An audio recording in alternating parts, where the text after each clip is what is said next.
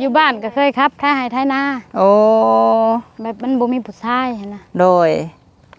ปออยู่บ้านไทยคนหน้าคุณบ่เจ้าน่ะบ่มีหน้าให้เราไทยเนาะโดยเอาใส่ลองโชว์ฝีมือเบิ่งดูเฮาก็อยากเบิ่งเด้ปาโธบ่ธรรมดาพี่น้องเอ้ย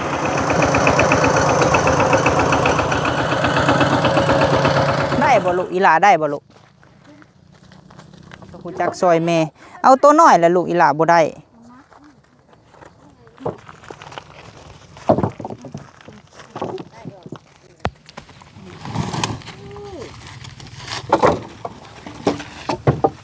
หลายบอลยับแหละจนเมื่อยไปแหละพ้นมาเร็ว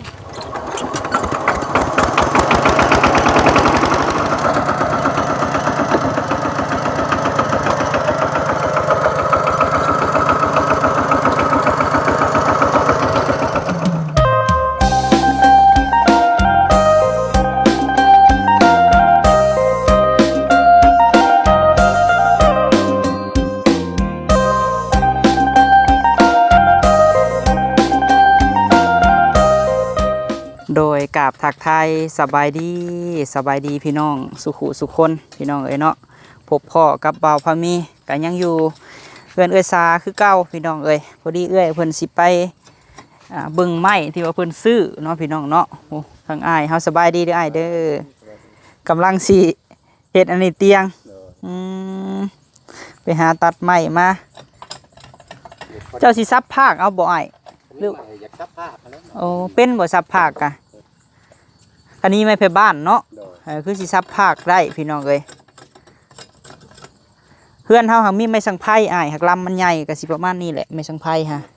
ผ่าเอาเนาะตะปูหามีอยู่เนาะโดยพอได้ให้ลูก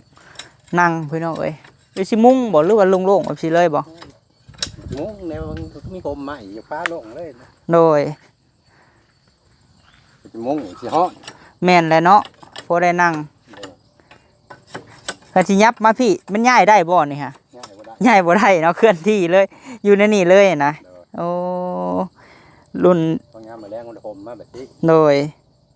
เตียงรุ่นนี้ฮะอยู่ไซอยู่หั่นเนาะย้ายบ่ได้พี่น้องเอ้ยแบบคันมีไม้มีหยังก็เฮ็ดได้อยู่เนาะไอ้เนาะได้อยู่โดยเอาเฮาไปหาเอื้อซาก่อนซะเพิ่นว่าอันเพิ่นไปซื้อไม้เพิ่นคือว่า400,000บ่500,000เนาะเพิ่นว่าโดยไปหาเอื้อยเพิ่นก่อนพี่น้องเอ้ยเอาตามติดชีวิตเอื้อซาพี่น้องเอ้ยเพิ่นซื้อไม้เนาะนำไม่เท่าบน4รถแต่ว่าเขากองแล้วพี่น้องเอ้ยซื้อเป็นไม้กองทานเราคือบ่กองอยู่พุ่นพี่น้องมันบ่มีขี้เลื่อยบ่คือว่าแนวใดไปเนาะจังได๋เฮากะไปหาเอื้อยคือเก่าพี่น้องเอ้ยก่อนไปเฮือนซานของมีตู้คำเนาะเฮากะมาพี่แหละคือเก่าพี่น้องเอ้ยเนาะบ่พามียอมรับพี่น้องเอ้ยมา 2-3 มื้อนี่แปลนเบิดเลยโอ้แนมไปแปลนหูแปลนตาแปลกบ่พี่น้องตั้งแต่มือเฮามามือแรกนะ6เนาะแต่ว่านี่หันทางสอดฮอดมีเท่าบนแหละพี่น้องเอ้ย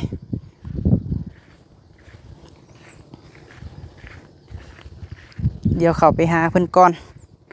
ก็ดีใจที่ว่าคน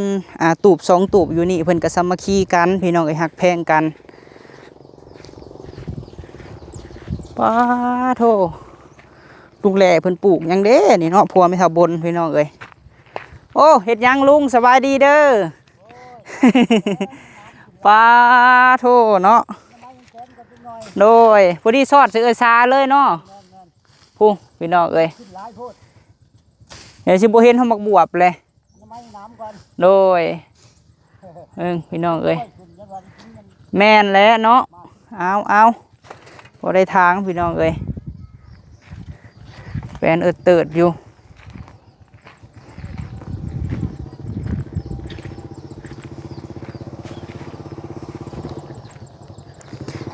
เตาถ่านนี่ทำบนเตาบักใจพี่น้องเอ้ย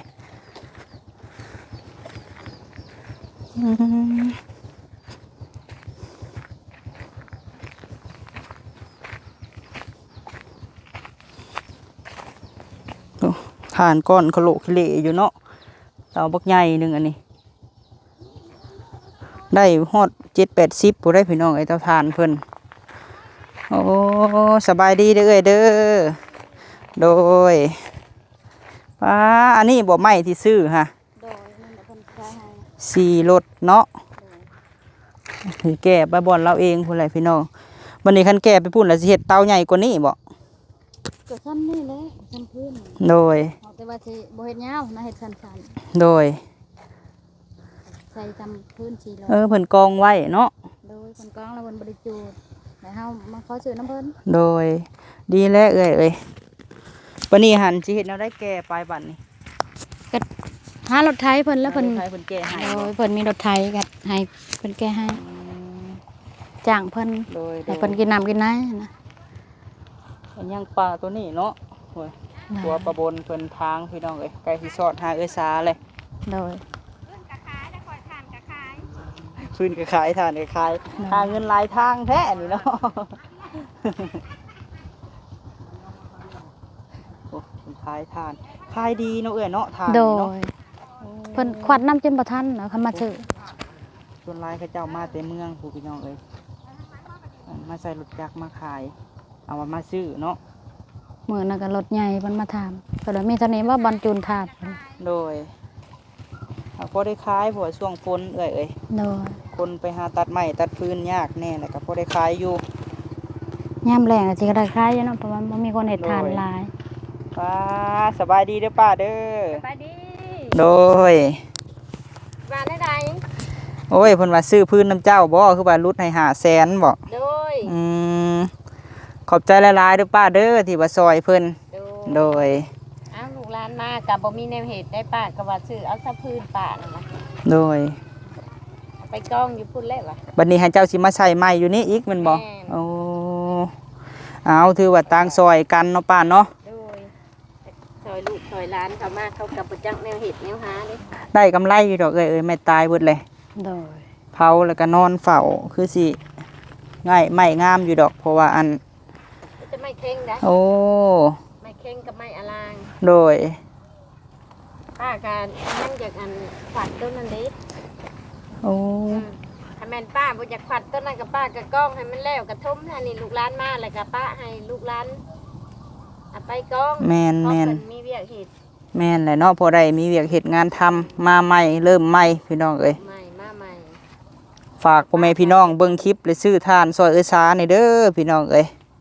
ฝากอุดหนุนซอยเพิ่นแน่ทานก็ได้ผักซุงนี่ก็พอได้ขายอยู่เนาะป้าเนาะได้จัก10เลยเจ้าเบิดนี่ค่ะ ได้30 โอ้ ก็ได้30 โดย ยังบ่หลายดอกยังได้บ่อีก30แหละในหันก็ได้ โดย ใหม่ยันมันบ่ใหม่เป็นหลายๆกว่า แต่ช่วงนี้ก็เฮ็ดยากแน่เนาะแต่ก็ โดย มีพอได้ขายอยู่พี่น้องเอ้ย แต่ป้าก็อยากเกี่ยวข้าวแด โอ้เฮ็ดนาอีบ่เจ้านะ โอ้ยนะหายเดียวน้อยเดียว บ่เอาอันน่ะบ่เอ้ยสาบ่สมัครบ่ เป็นรับจ้างเนาะ แม่นก้าวว่าสิได้หลายอีบ่ ว่าเลยได้บ่3 4 2ประมาณนั้นแหละหายเดียว เด้ค่ะกัญญาเป็นอยู่บ่แบกข้าวโอ้ให้กัญญาแหล้วไปนั่นนะมีสาวบนบ่ได้กินข้าวใหม่เนาะ ไม้ปีเนาะ ไม้ปี ไม้ปี เฮ็ดอยู่ไสอยู่ลุ่มนี่บ่ ได้ลุม โอ้ 5 ล้านน่ะไปช่อย โดย หายเดียว ให้เดียวคือบ่เฮ็ดขึ้นมาฮอดเทิงพี่ปะ โอ้ยเขาง่ายเขียด แม่นบ่ เขาง่ายเขียดแล้วก็เลยป้าก็เลยขอข้าวนั่นก็เจ้าน่ะมาหวานใส่ดอก โอ้ ข้าวผู้เดียวหวาน โดย หวานใส่ก็งามจบเจืออยู่เนาะ แม่น บางใหญ่แล้วก็อันโอ้ยว่ะไปผึกข้าวซะก่อนว่าจังว่ามันสิงามว่าซั่น โดย บ่เคยเฮ็ดจักเทื่ออันเข้าง่ายกบง่ายเขียดไปผึกข้าวใส่ก็เลยเฮ็ดมันงามจักเดือนแล้วก็เฮ็ดหัวไว้ โยหาแล้วมันก็ขึ้นอยู่กับเฮาแหล้วคันว่าเฮา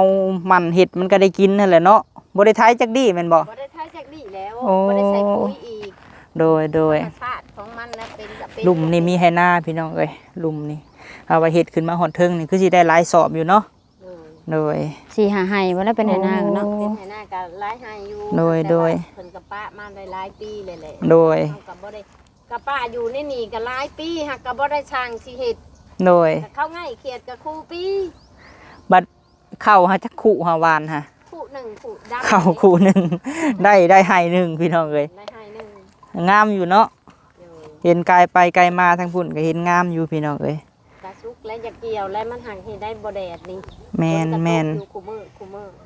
เฮ้ฝากนี่แหละฝากเอ้ยช้านี่แหละเนาะ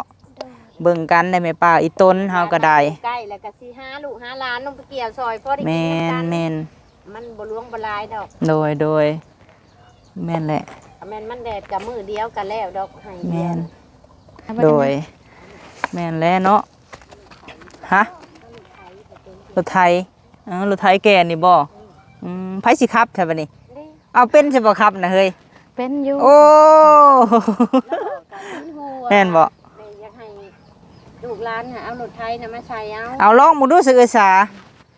เอ้าเป็นคนขับรถไทยบ่นี่ เป็นพอเป็นอยู่ โอ้ เพราะว่า เอาสะลองเบิ่งซะ ดูชีวิตเด้ อยู่บ้านก็เคยครับถ้าให้ไทยนา โอ้ แบบมันบ่มีผู้ชายหั้นนะ โดยป้ออยู่บ้านไทยคนหน้าคุณบ่เจ้าน่ะ โดย ป้อพี่น้องเอ้ยเสียแต่บ่มีหน้าให้เราไทยเนาะ ได้ โด เด้ ย โดย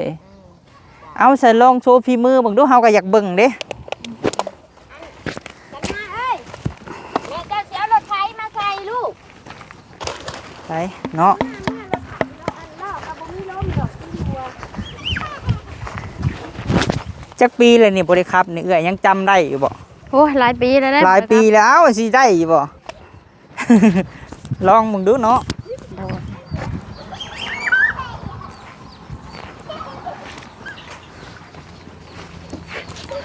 รถไทยเจ้าเคยขับครับ อันนี้สิเป็นแนวใด จักสิคือกันอยู่บ่น้องเนาะ สิคือกันบ่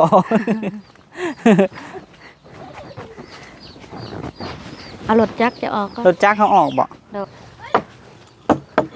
กันยาขึ้นเลยบ่โอ้ระวังได้เนาะแม่จะสิเอายังเบรก เอาขึ้นขึ้นแล้วนั่งอยู่ ขึ้นอยู่ลูกสาคันก็สิขึ้นก็ได้ มานั่งบ่น่ะ โอ้ยเฮาย่านเพิ่นเอาน่ะเฮ็ดเบรกได้ไหมครับบนเอ้ยได้อยู่บ่ เป็นยังดอก ลองเบิ่งซะเอ้ย ถอยหลังไหนคันบ่ถอยบ่ได้บ่วิด โดยมาเอ้ย เอาลองได้นี่เนาะเรื่องเขาคิดว่าจะสิเอาอัน ลองติดบ่กันมันสิไปได้บ่ติดบ่ได้ก็ขับบ่ได้เข้าอันนั้น โยเนาะ มันถอยบ่ได้เลยเอาเชฟเฟอร์นั่นมาใส่ก่อนไอ้เชฟเฟอร์ตอนนั้น โอ้ใช่ รถบ่ได้ติดนะมันก็ ได้ยกก่อน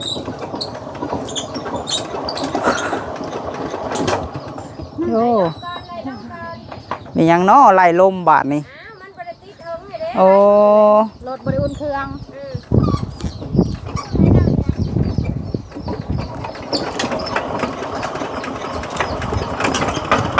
ปาโถบ่ธรรมดาพี่น้องเลยกระไพทุกเทีย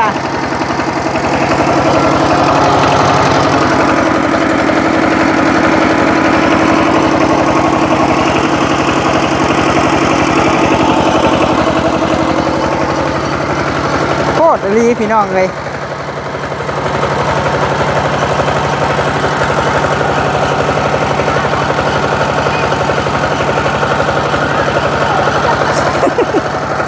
ไม่ถาบนเพิ่นให้ยืมรถไทยเพิ่นพี่น้อง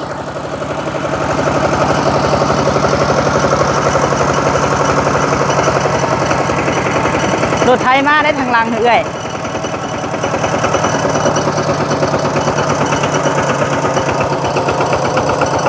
โคตรขย่านเด้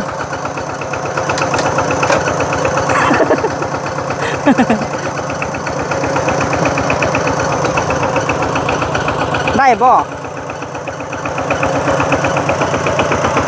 ย่าลิ้นกับคนบ้านนอกบ้านนาฮะเด้อพี่น้อง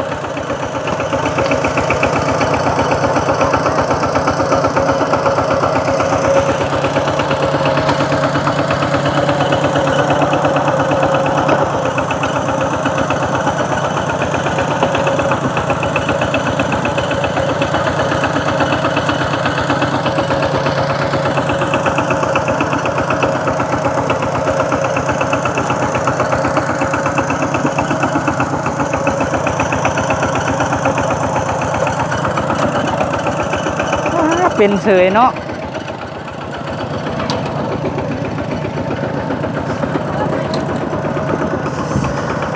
โซเฟอร์ใหม่พี่น้องเลย หลายปีเลยแล้วว่าบ่ได้จับรถ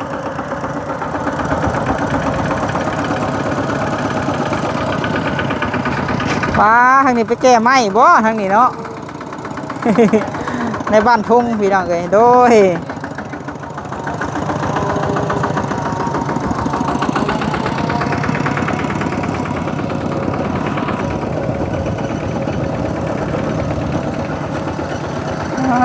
โธ่เนาะจะลิ้นกับลาวเด้อพี่น้องเอ้ย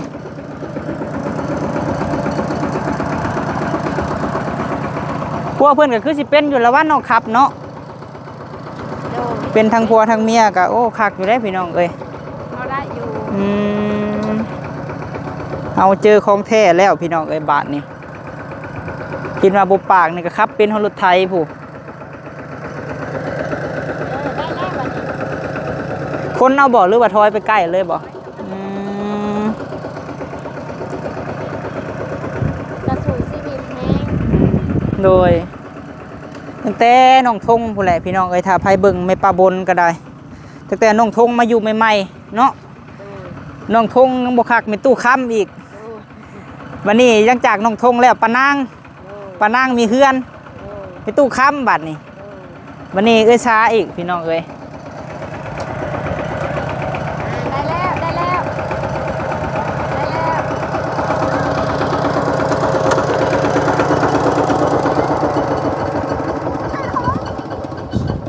โอ้โธ่ได้เสยพี่น้องเอ้ย คนขึ้น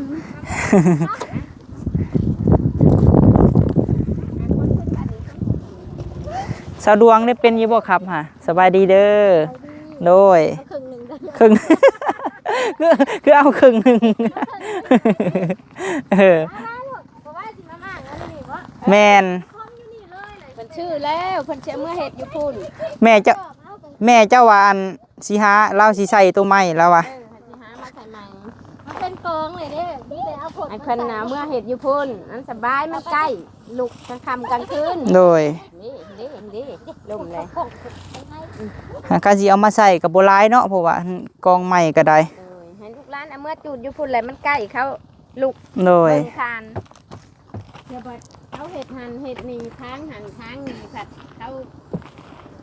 ยากเวลามาจอบอีกมันก็ แม่นแหละโอ้ทั้งอ้ายเพื่อนพี่น้องเอ้ยผู้ทางกับลุงแหล่บาทนี่อ้าวเนาะทางมาต่อกันพี่น้องเอ้ยระหว่างเขตแดนแต่บ่แม่นอันเขตแดนลาวกับไทยพี่น้องเอ้ยอันนี้ว่าก็ได้ผู้ทางสิพ่อกันเลย เหมือนกล้วยป้า โอ้ กล้วยจะใส่หากกดอก โดยผู้ที่และแนมหากันเนาะส่งแกงหน่อไม้ให้กันทางป่านี่ อันนอกกล้วยนี่ก็เขาเอาของพามีเดี๋ยว โอ้โดย เอาคอน้ำมันนี่แหละคอน้ำ เอาคอแล้วเนาะคอน้ำก็กล้วยเองหั่นแหละ คอน้ำก็กล้วยอยู่แล้ว แม่น มันแบบไม่ได้คอดอกคอน้ำมันก็กล้วยน้ำมันนั่นแหละ โดยเห็ดเป็นเนาะซอยแม่เฮาว่ะ เขาเคยเห็ดน้ำปุกน้ำยากนี่แน่เห็ดในได้สัน โดย กระชอยนี่แหละไปหูดยานั่งกับกระปุกกับภาพ ได้บ่ลูกอีหลาได้บ่ลูก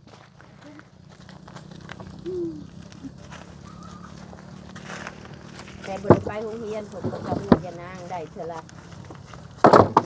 เช้าเท่าละ โดย ไปกระตุ้มผู้น้อยเท่าละ แม่นแหละเนาะ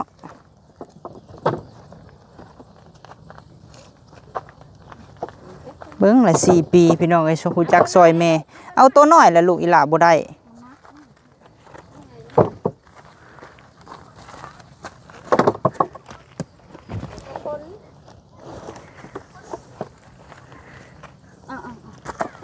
เด็กคือลูกก็คือ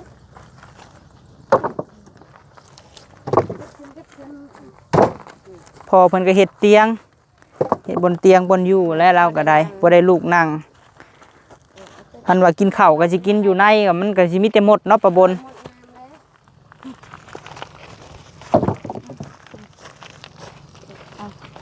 ก็ปล่อยขึ้นก้อนกกกายใช่ปัน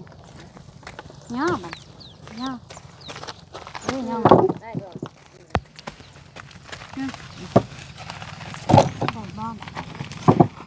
มาขาบ ไหวบ้านนี่ เขาอ้องมาแข่งก่อน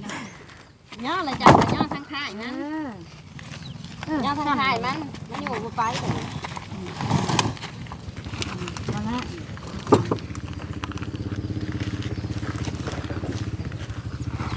คนให้มันเต็มรถ ฝนก็สิมาอีกแล้วเนาะ ป้าขัดเลยได้มีเช้า อืมญาติขวดน้ำฟ้าน้ำฝนติ แล้วก็เข้าบาทดึกไปอยู่เลยบุท่านได้สุด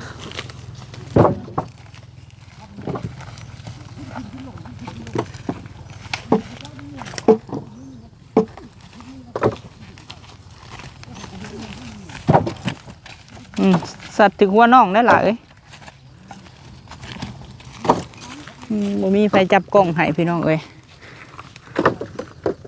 ย่านี้คือจับกล้องกับจับกล้องเลย ฮะ คอยเก็บเองเด้อเก็บตัวหน่อยไม่ใช่ไม่ใช่ สิแลลาตีเฮาตะกี้เนาะเมทาบนแต่น้อยผู้อยู่น้ำกันพี่น้องเอ้ยแล้วเห็นเบิดเนาะอยู่พื้นตั้งแต่โรงเรียนมคเริ่มแรกพี่น้องเอ้ยให้อยู่แถวนี้ฮะแต่น้อย ตลาดโลก ๆแม่น แต่เพิ่นบ่ทันได้ตั้งตลาดโลกมีแต่ดงตลาดโลกนั่น ลาตีหันก็สิรุดลื่นสำกัญญากับพิมพานี่แหละเนาะเฮากับลาตีก็ได้แม่นแหละเพราะว่าเฮาลื่นลาตีก็3-4 ปี ดงอันทางตลาดโลกนั้นสมัยพวกยังไงงูโลก ตะกี้ก็ล่ออะไรเนาะล่อขายทานพี่น้องเอ้ย เป็นไรนี่นี่ยับไปนะหัน สำเผาตองเหลืองเนาะชุมเฮาก็ได้ แต่อันค่อยรักแปด ซาได้จักบ่อนได้รวมมาฮอดอยู่นี่ฮะจักบ่อนเลย ช่องเลย สองแล้วเนาะ ช่องบอล สองเทื่อ สามแหละบ้าน วันที่3พอบัดนี้ฮะโอ้ มาถึงเงินอยู่ในสวนเอาไปสวนหมดมากพี่ โดย สามเทือนนี่ 3บ่อนใหญ่แล้วพี่น้องเอ้ย ป้าหันแจ็คซีเมนต์จักบ่อน บ่ได้เทื่อเนาะ บางเด้อป้าที่ไรค่อยรักแปดเขาไรนี้แต่ค่อยรักแปดขึ้นมาอยู่อันกล้องขี้เหงื่อ โดย เหมือนเห็ดตลาดโลกเดี๋ยวนี้ โดย อ้าวแต่ตลาดโลกเดี๋ยวนี้แล้วมาอยู่ในหันขนาดประตูของมอขอค่ะ โดย เขาไล่แต่หันยับมานี้อืม หลายบ่อน แล้วพัดมันน้ำมีแต่น้ำเบิดน้ำมันนี่เห็นน้ำเมื่อได้ของคนเห็ดคันน้องอันนี้ใหม่ อืม น้ำเบื่อมยาม โดย ยับไปหันคนไล่นี้แต่หันพัดยับไปเมื่อพุ่นยับเพื่อนบ้านน้องพื้ปีหนึ่ง ยับมาแต่บ้านน้องพื้บ้านนี่จังได้มาอยู่นี่นี่ แม่น ที่แมนจักบอลยับหลายบอลยับแหละจนเมื่อยไปแหละบ้านนี่เซลไม่ได้ไปแล้วเมื่อทางไปแล้วแหละบ้าน ออกไปนี่แล้วก็มื้อเฮือนเนาะ ออกไปนี่แล้วก็เพื่อเพื่อนมีบอลคนเข้าเลย และอีต้นแต่เอื้อยอะไรพี่น้องเอ้ย นั่นเป็นลูกเป็นร้านนี่แหละนี่ต้นเขาแต่ว่ามาอยู่เมืองสวรรค์แล้ววันนี้มีความสุข โดย ตลอด ทางอะไรบ้าง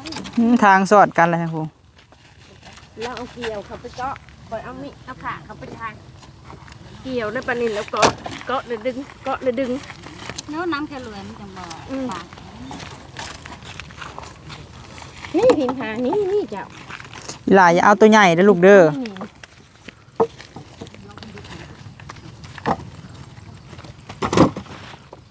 นั่งพื้นค่ะจ่ายเงินแหละเขาหันยังมาชงเขาก็ โอ้ ค่าผลเขาก็ค่าผลตกซื้อแล้วขายต่อ ซื้อพื้นขายต่อซื้อในรูปบ่เลยซื้อในรูปบ่ระหว่างซื้อกับขายตัวใดรูปปันกัน ต้องขายราคาเก่ารา โอ้ คาซื้อบ่ได้ขายเอากำไร โดยขายราคาเก่าแล้ววะ ขายราคาเก่า นะคนมาตกคนมาเลยคนมาเร็ว ข แต่บ้างเนี้ยมันถึงหัวน้องถึงหัวน้อง ได้บ่ แล้ว ฝนตกแล้วเม็ดบักใหญ่หนึง เ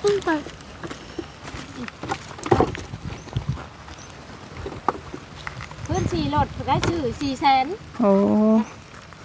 ขายให้ลูกหลานอีก โดยเอาถือว่าได้บุญกุศลน้ำกันแม่ป้าบุญคำนำสู่เด้อให้เจ้าอยู่ดีมีแห้งแม่ป้าให้มีผู้ใหญ่ส่วนสู้เจ้าก็ได้ โอ้ยสาธุ มาเลยมาเลยมาล้างจ้อง สามีก็ให้อยู่ดีมีแห้งแหละ โดย เบิ่งลู คือกัน เบิ่งหลาก็ได้ให้นี่แต่ผู้มาอุปถัมภ์ค้ำชูเจ้านั่ง ขึ้นบ่โอ้โธ่ นั่งไม่นี่นะนั่งนี่ไปไป นั่งลง บ่มีหัวคันจ้องเฮาก็ได้ยันไม้เปียกเด้ขึ้นบ่ลูกเจ้ากะขึ้นมึงรู้ซะ ผู้บังคับแล้วผู้บางคนน่ะสิตกคนบางคนน่ะสิตกรถคนบางคนพี่น้องพี่นี่นั่งนี่นั่ง ไม้เต็มรถพี่น้องเอ้ยพารุ่นนี้จ้อนสิ้นใช่ว่าเอ้ยซา พี่มานั่งพี่ตกจับโอเค โอเค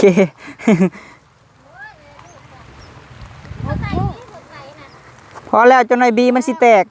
สินะใกล้ๆจะนายมะขามจะสิไปอยู่ซอยคอยจับโอ้ยกระยามันก็ให้มันนั่งหั่นแหละมันสิสอกกันเก้าหมอ อืม จับนี่ขอรอดเจ้านั่งดีๆได้จะนายเป็นเพ้อแล้วก็ปล่อยนะเพราะนั่นว่ากินกิน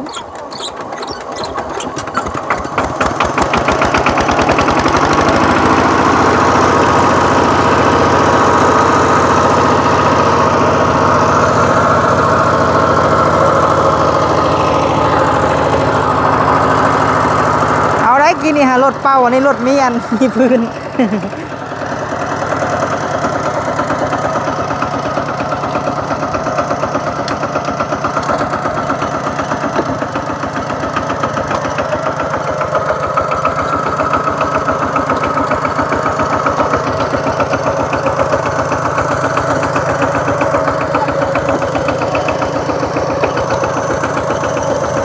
เอาเขาสิได้เมื่อเด้อบัดนี้เด้อ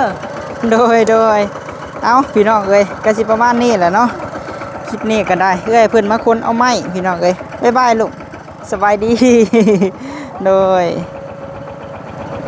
เอามาแกะเอาไม้พี่น้องเอ้ยเราก็ได้สิเผาทานเนาะและต่อยอดได้พี่น้องเอ้ยเรียกว่าสนับสนุนบ่าวพอมีกันเนาะไปพบพ่อคลิปหน้าพี่น้องเอ้ยฝากกดไลค์กดแชร์เด้อเนาะสำหรับคลิปนี้ไปก่อนพี่น้องเอ้ยฝนตกห่ำเลยเนาะ